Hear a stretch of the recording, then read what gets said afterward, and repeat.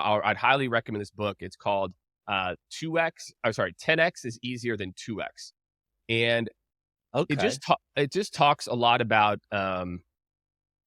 if you want to become the person that you want to be, there are things that you are going to need to do differently. And let me tell you, one of the most interesting things about this book is it doesn't mean just working harder. It doesn't Mhm, mean just like grind, grind, grind. I mean, look, could be the answer for you based on your unique mhm, situation. mhm. And so it's just really made me reevaluate, how I think about the way that I structure my days. And the other concept from it that I think anybody can relate to. And this, I think, going back to answer your question, what was the blocker? If you're always comparing yourself to the person that you were, oh man, look at fit Jake. Look at fit. Mhm. Was- Jake was proper fit, like CrossFit, I told him I've been watching Top Boy. If you haven't watched Top Boy on Netflix, I mean, you gotta check it, you know. I love that show.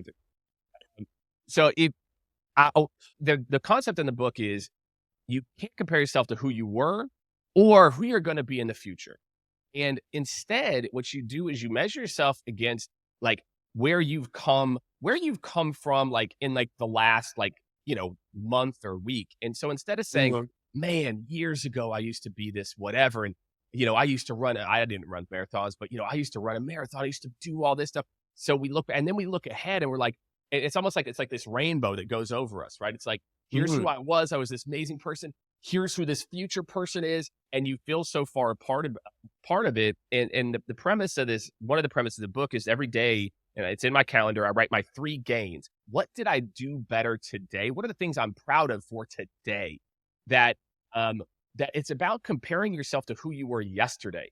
And if every day you're just making a small step, forget that person up ahead. It's okay to have vision, right? It's okay to do that, but you can't compare yourself to the vision. You can't compare yourself to who you were 10 years ago.